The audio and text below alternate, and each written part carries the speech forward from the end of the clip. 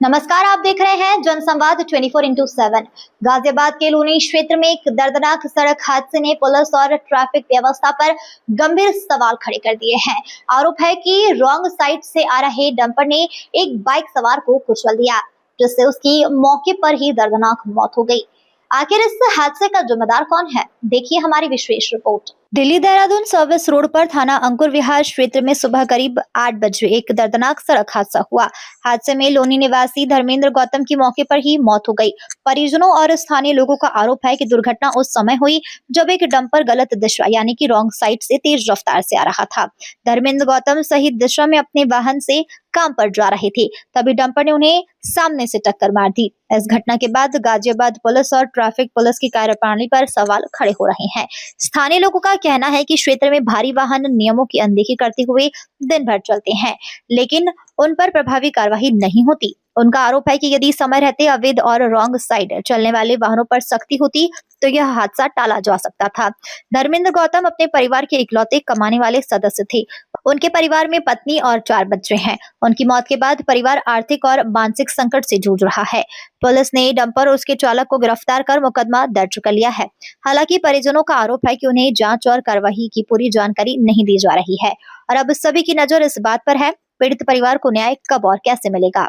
अभी पहुंचे हुए हम लोनी के खानपुर क्षेत्र के एक परिवार के साथ एक बहुत ही जघन्य घटना घटित होती है। जानकारी मिलती है कि 18 तारीख को सुबह लगभग 8 से 8:30 बजे के करीब एक डंपर द्वारा एक व्यक्ति को कुचल दिया जाता है। व्यक्ति की मौके पर मौत ही हो जाती है। परिवार के इकलौते कमाने वाले सदस्य थे, लेकिन प्रशासन अब भी हाथ पर हाथ धरे बैठा हुआ। लगातार प्रशासन पर आरोप लग रहे हैं, लोनी में घटनाएं घट रही हैं, लेकिन प्रशासन मौन साधे बैठा हुआ है। ऐसी ही 18 तारीख की घटना है जहां पर प्रशासन द्वारा लीपापोती की जा रही है। जो न्याय प्रणाली है उसके तहत कार्रवाई नहीं की जा रही है। पूरा मामला क्या है, हम परिजनों से जानकारी लेंगे, जो लगातार 18 तारीख को जो घटना गई थी उस घटना को लेकर दुखी हैं, पीड़ित हैं। हमारे साथ परिवार की एक महिला जुड़ी हुई है, उनसे पता है। आपका नाम क्या है? अनीता जी। अनीता जी, आप यहाँ पर कब से रह रही हैं? काफी सालों से रह रही हूँ। काफी सालों से। हमें जानकारी मिली कि आपके परिजन के साथ एक घटना घटित हुई थी। वो कौन थे आपके? हस्बैंड थे, मेरे पति थे। आपके पति थे। अच्छा, तो कहाँ जा रहे थे उस दिन वो? काम पर जा रहे थे। काम पे जा रहे थे। तो सुबह किस समय की घटना है? करीब उनकी सूचना आई। जो आपने बताया कि 8:15 बजे की सुबह की घटना 8 है, बजे के आसपास। इसको लेकर पुलिस में मुकदमा वगैरह दर्ज हुए हैं? हुए हैं। पुलिस कार्रवाई कर रही है? अभी तो कोई कार्रवाई नहीं कर अभी कोई कार्रवाई नहीं कर रही है। पीड़ित हैं, दुखी हैं, बता रहे हैं कि हमारे पति थे और पति का चला जाना कोई इतना कार्य बड़ा मतलब छोटा कार्य नहीं है। कैसे परिवार आगे जाएगा, परिवार का भरण पोषण कैसे होगा, ऐसे बहुत सारे सवाल हमारे सामने भी निकल कर सामने आ रहे हैं। हम बच्चों से बात करेंगे क्योंकि पीड़ित हैं, बोलने में भी असमर्थ हैं इस समय। हम एक बेटी है, बेटी से बात करेंगे। बेटा, नाम क्या है आपका?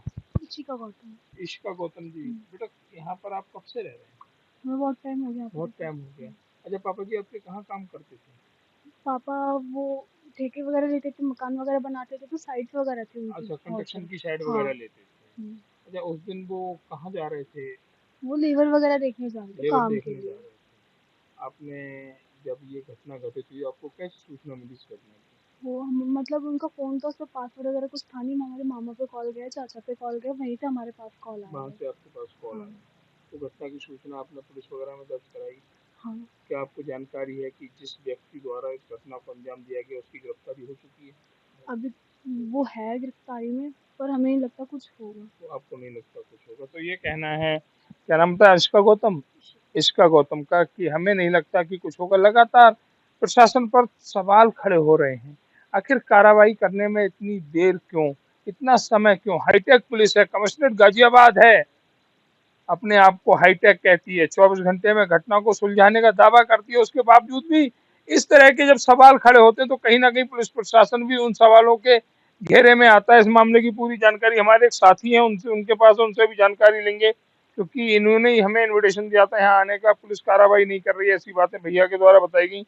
आपका नाम क्या है भैया? जीतू गौतम, मैं उनको छोटा भाई हूँ। आप उनके छोटे भाई हैं। आपने हमें फोन किया था, क्या प्रशासन सही से कार्रवाई नहीं कर रहा? वो ऐसे बिठा रखा है, जो ड्राइवर है ना, इस तरह से उसके फोन में, जेब में फोन भी रखा हुआ है, कस्टडी में नहीं बिठा रखा, बाहर बिठा रखा है। जबकि पुलिस सबसे पहले फोन को कब्जे में कब्जे में किसी करती को है। गिरफ्तार करती है तो उसके मैंने कल देखा था, वो उसके जेब में फोटो बिठा रखा है, गाड़ी हमें दिखाई नहीं गई है जो बरामद करी जो उन्होंने। डंपर जिससे ये हाँ हादसा हुआ, उस गाड़ी को आपको अभी तक नहीं दिखाया दिखाया गया है। तो आपने जानकारी ली थी उनसे कि वो गाड़ी हाँ, कहाँ पर गाड़ी है? दिखाओ का हमने खड़ी कर रखी है, मगर कोई हमें नहीं बताया गया उसके बारे में, क्या भी- कहाँ खड़ी, मतलब कहाँ कोई खड़ी भी है। ऐसी जानकारी आपको नहीं मिली जिससे आप संतुष्ट हो? संतुष्ट हूँ, हाँ। तो ये कहना है जीतू गौतम जी का कि हमारे लिए पुलिस प्रशासन द्वारा ऐसी कोई भी जानकारी उपलब्ध नहीं कराई गई जिससे हमें संतुष्टि मिले। आखिर क्या कारण है? पुलिस इस तरह के कार्य क्यों कर रही है? क्यों उस गाड़ी को नहीं दिखाया गया? क्या इस बड़े एक्सीडेंट को छोटे एक्सीडेंट में बदलना चाहती है पुलिस? अगर नहीं तो परिवार को संतुष्ट क्यों नहीं किया जा रहा है? एक परिवार का सदस्य चला गया छोड़कर, उसके बावजूद भी पुलिस भी ऐसे बर्ताव कर रही है जैसे अपराधी वो डंपर चालक नहीं बल्कि वह परिवार है जिस परिवार के साथ इस तरह की घटना घटित हुई। यह मामला केवल एक सड़क हादसे का नहीं बल्कि सड़क सुरक्षा और कानून के पालन से भी जुड़ा हुआ गंभीर सवाल है। यदि आरोप सही है तो जिम्मेदारी तय होना भी उतनी ही जरूरी है। जनसंवाद 24x7 इस मामले की हर अपडेट आप तक पहुंचाता रहेगा।